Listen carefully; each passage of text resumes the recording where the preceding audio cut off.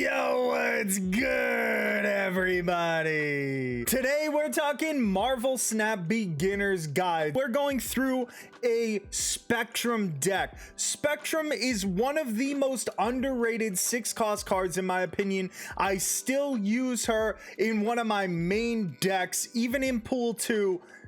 But today we're talking about only Pool 1 cards. We're putting a deck together that you can do within the first couple days, maybe the first couple hours of you playing Marvel Snap, and it's still gonna be competitive even when you move on to Pool 2. So here it is, the first of two different Spectrum Pool 1 decks that we're gonna talk about right now. So both decks are really competitive and both do completely different things. We're gonna start by showing off one of my personal favorite Pool 1 decks, and that's this one right here. On reveal, Spectrum gives ongoing cards +2 power. So what our goal is with this particular deck is to kind of spread ourselves out a little bit amongst the locations and use Spectrum to give us that +2 boost to all the cards and get us over the top. So sort of the main cards in this deck to help back up Spectrum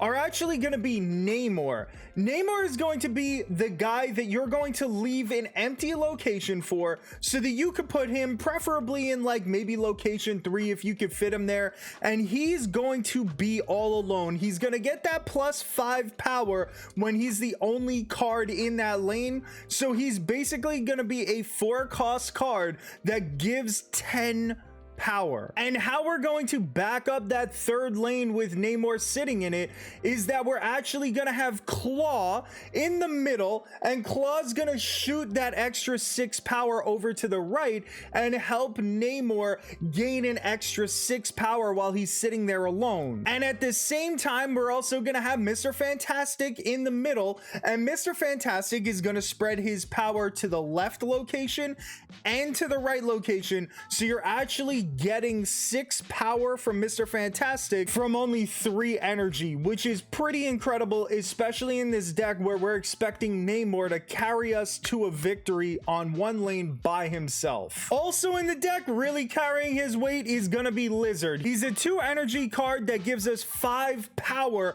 at a location as long as your opponent doesn't have 4 cards played on his side of the location. Lizard really carries himself, and if your opponent does end up with 4 cards there, that's okay because we have a backup plan for that. Punisher is going to give a +4 power to that location, so no matter what, Lizard's power that gets minus ends up getting boosted because Punisher is there giving +1 for each opposing card at that location. And for your 2-cost ongoing cards, you're basically gonna be left with Colossus, who's gonna be incredibly valuable, especially when you're in Pool 1, when you get hit with a location that minuses 1 power or minuses 3 power or has a 25% chance to destroy the card. Colossus is the antidote to all of that. Colossus does not get destroyed, he cannot have his power reduced, and he cannot be moved. He is a big key in this deck because for 2 energy you get 3 power, and when Spectrum boosts him, he gets all the way up to 5 power. Armor is the last 2-cost card that's in the deck, and armor is really valuable to protect all your small characters from getting killed by Elektra. He's also going to prevent those locations that we just talked about from killing all your other heroes. And before we move on to the 1-drops, I want to talk about Cosmo. So Cosmo is there to protect you from getting hit with any crazy on-reveal abilities from your opponent. Now, there is a catch to Cosmo being in the deck.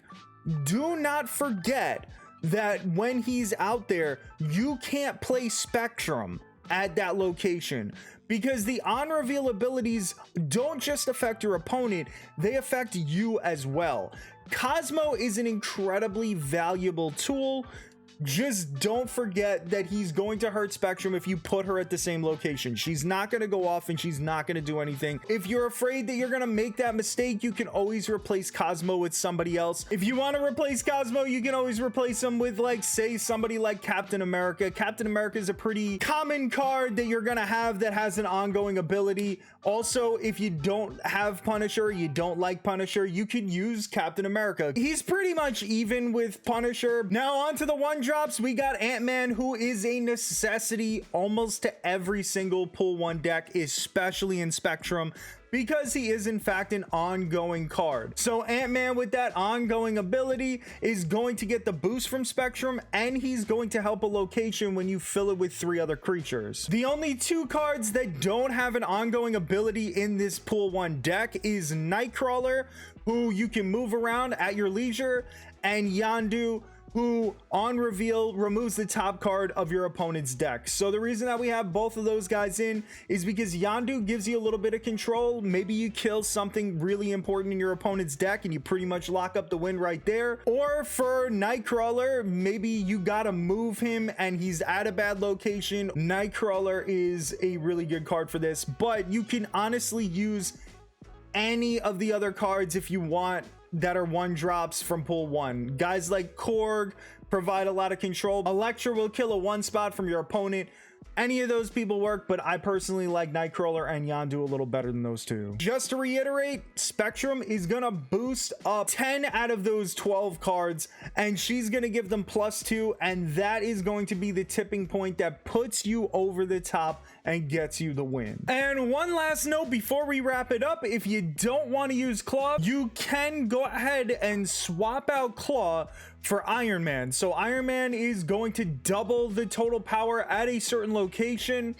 He's gonna get the +2 boost from Spectrum. That's really a +4 boost from Spectrum, technically speaking. Plus, he's gonna double all the rest of your guys at that location. I love Iron Man. He works out really, really well in this deck. I just think that Claw brings a little more benefit by helping Namor solo carry that last location. And the second Spectrum deck that we're gonna talk about, I didn't know what to call it. I called it Spectrum Kazoo because, you know, you're trying to get a whole bunch of smaller creatures out there so that you can buff them. So of course, you know what Spectrum does. We're not going to talk about her, but the next keys to this deck are going to be Blue Marvel, who's going to give your other cards +1 power.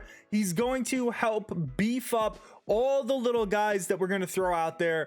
And of course, we also put in Kazar, who's a great pool 1 card. He's always going to buff your 1-cost cards for +1 power. It really works out in tandem with Spectrum. Both of those guys get buffed up because of Spectrum, and they're buffing the other creatures on the board.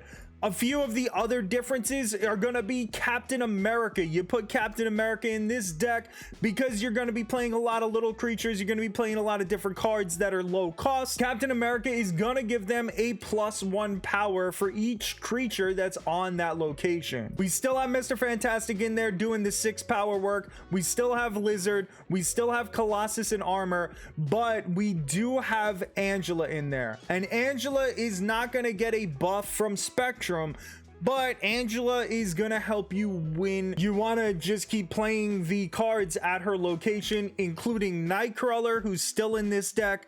Nightcrawler, you drop her into the Angela slot, and then you just move them out so that you can drop an extra card on top of Angela to make her even more strong. And we also added Squirrel Girl because you want to spread all those little squirrels across the board so that they can get the boost from Kazar and Blue Marvel. And of course, like we said, Ant-Man is a necessity in most pool 1 decks, especially when you're talking about a Spectrum deck. So those are our 2 Spectrum decks. We went through the second one kind of fast, only because I mostly explained what a lot of those cards' functionality already was in the first round. We did switch out some cards, we changed some heroes up, and we made that second deck completely different but still viable even in pool 2. I really love the Spectrum decks. She does so much work, and she's never talked about in the community. She's very underrated. If you like this content, please give the video a thumbs up, subscribe to the channel, and make sure you go check out some of the other beginners guides. Thank you so much for watching.